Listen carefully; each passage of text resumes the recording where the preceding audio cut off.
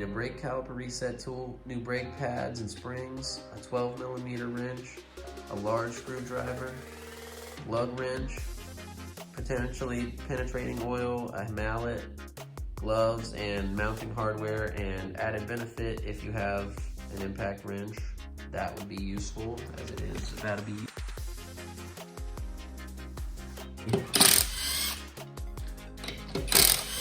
actually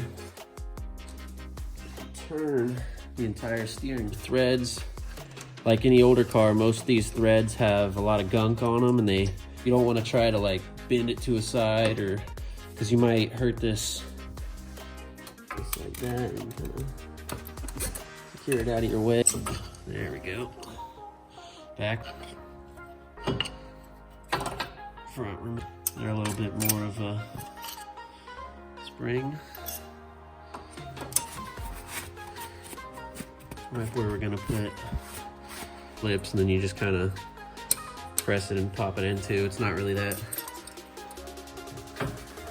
Make sure it's seated, but they don't want those jiggling around. That one went on really easily, so it goes on the end there, and we want it to almost be flush. Place it back down. Try to install these back. French grate, these require 19 foot-pounds.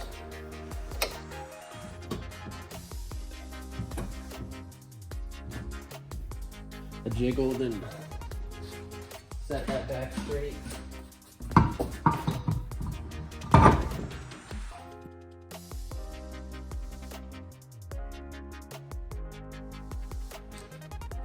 Turn the entire steering column.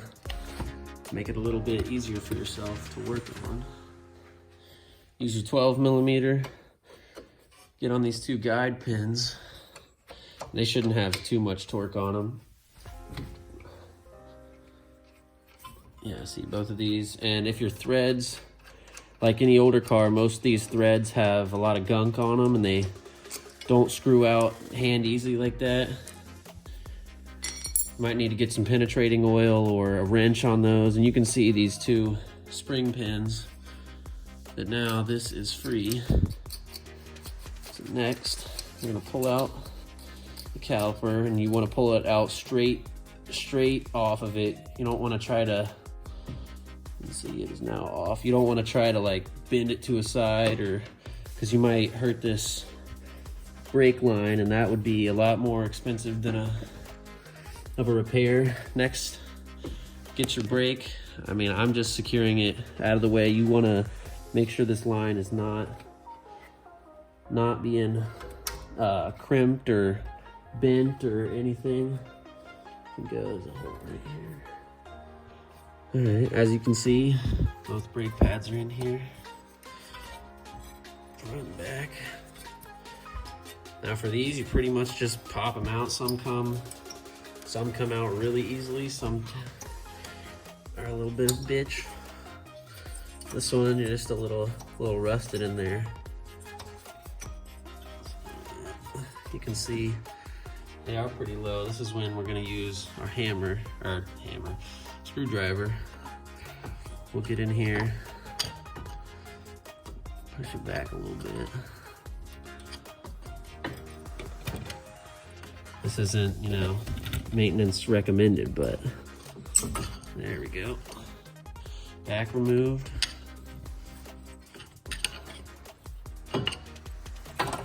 Front removed. And then we have these springs too. And sometimes they just pop out real nice. Sometimes they're a little bit more of a spring. And then that completes, that's our old hardware. That will be completing all of the removal steps. Just clean up a little bit. You can kind of see these threads too. I'll move it.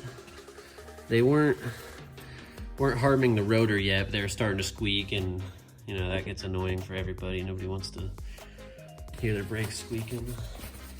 So you can just get in here, wipe the whole thing off. right where we're gonna put our new hardware. You see it's pretty dusty or dirty. All right. We're gonna take our new brake pads and springs. We're going to compare to the old ones. You can see these new ones have little locking clamps, kind of what they are. So yeah, those match, they're not. The biggest thing about the springs is this width, because it's the width of your rotor right here, so that would cause a bigger problem than not if this width is incorrect. You can see these nice grooves that it just slips and then you just kind of press it and pop it into. It's not really that tough of a thing. Same with the top pads, same way. You can see this one it's a lot less thick. But yep, those are the same exact width. Installing these, a lot of people put brake grease along these to help you slip in, and a lot of people put brake grease along here because when that caliper, because both of these will be like, you know, they'll kind of sandwich like that on the rotor. The caliper, when we reset the spring later in the video, it slips on, and if it's just like barely able to slip on, that brake grease will help it. I don't put brake grease, but some people do. Also, another big point is it is not like this line in on both sides. Do not install that backwards. If you install that backwards, you will not have brakes. You will not stop. Another tip, try to put the back one in first because it's a little bit more of a pain to get in. Once one of them's in, it makes the other one a little bit tougher to get in. Just kind of gotta wiggle it in there. Make sure it's seated, yep. One's in, second one, same exact thing. Compression fit, you know, they don't want those jiggling around. That one went on really easily, so very nice. So now this is probably the hardest part. We are going to reset the caliper down, and we need this tool set. You can get it at like any auto parts place that rents tools. And job specifically, we will need this piece. It's flat. We don't need any of these grooves. These grooves are for the brake calipers that require spinning. And that will make more sense in a second. So we'll just jump right into it. As you see, we got our caliper right here.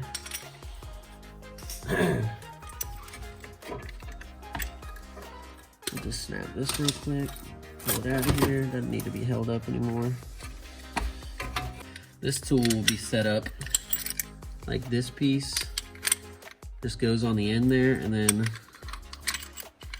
we will place it inside of here like such. This piece we will spin up, so then we get some pressure here. And then as you can see, it is tight, so we are ready to push. Don't want to crimp that brake line. And we just spin. And as you can see that we're spinning right here, we'll be retracting back in. You can't really tell because it happens really slow. And we want it to almost be flush. So you can see now it's almost fully seated. It is seated a little bit there. We'll break it. Spin this back off. Pull this tool. Don't drop it. And then as you can see now, this is almost fully grounded out, more than it was. Just gonna take our piece, place it back down, and you don't want it to be too loose. Right now it's kind of perfect. It's kind of just sitting on there. You can't really wiggle it. So even if we would have had that brake grease on those calipers, it wouldn't have really mattered because this one really, really nice. And so now that that's done, we'll take our 2 guide pins, try to install these back. Sometimes this poses the biggest problem for people. You can see, you just want to get them finger started. I wouldn't recommend starting with a tool because you might cross thread from the beginning. And these, if you have a torque wrench, great. These require 19 foot-pounds. Isn't a crazy amount, just get it pretty tight. And still got some. You don't want to get it super, super tight. Pretty good though. All right. And that basically completes this.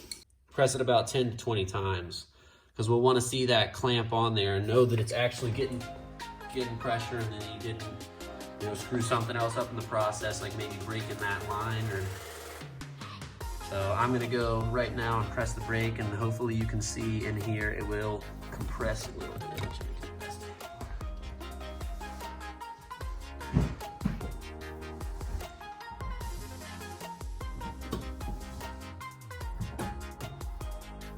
Just want to give everything a look over, give everything a feel, maybe a jiggle, then